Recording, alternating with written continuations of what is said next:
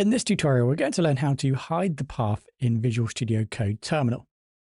So the problem you might experience is that when you open up a terminal in Visual Studio Code, we're presented with this prefix here, and we're told that we're currently located on the desktop, for example. Now, all this information here might not be very useful, and it kind of clogs up the terminal line when I start typing in commands.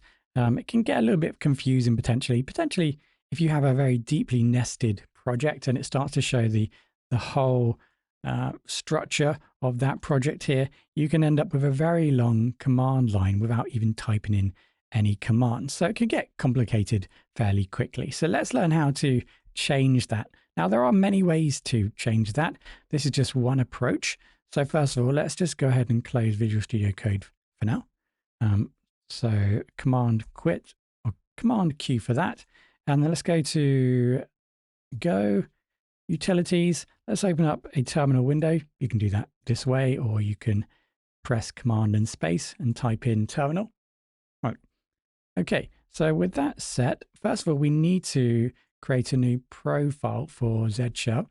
So I'm going to type in touch, and then we're going to need the title, indicating that I want to go to my user's home page or home folder, for example, and then I want to make a new file inside of that zed shrc. Okay, so that's going to make a new file, and we can see that by going to going to home. Now, in order to see these hidden files, you're going to need to press Shift, Command, and full stop on your keyboard. You can view and disable hidden files. Okay, so we've just created this new file. Right click, open with. This is the .zhrc file we just created. Open up in text editor, and now we can define the command line. So in capitals, we're going to need PS1. Okay, this is an environment variable that defines the primary prompt in Z Shell.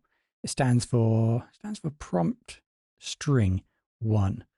Okay, so now we just need to define the prompt, what we want to include in the prompt. So that's going to be equals, and now we can define. So first of all, we want to define the folder depth.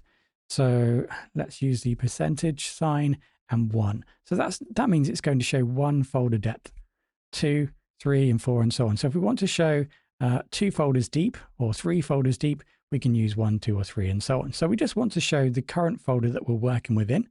So we're going to have 1, and then we use the title. And now we can then go ahead and use the percentage sign. So it's not treated as a special character, but it is included in the prompt string itself. Don't forget to use a space between, and I think that's pretty much all we need. So I press save there, I close that, and if I were just to quit that, so Command and Q, the prompt, and then open up again, you can now see all I see is the title icon, and I can continue writing. So let's go ahead, zoom in a little bit, type in ls. Now, if I were to move in, if I were to change directory into a directory, you can now see it shows me that directory.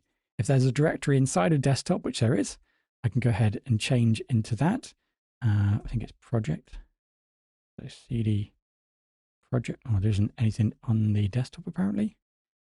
Have a little look. Nope. Okay, so that would then show me that folder too. So that's the idea. So we've shortened the command prompt. So let's take a look to see if that has also affected Visual Studio Code. If I open that up at the bottom, you can now see we just had the title icon. Something else that might be of interest, if and when you start to use the terminal, you might have quite a clogged up terminal. So you might want to clear that. So you can just type in or press Command and K. That will then clear the terminal.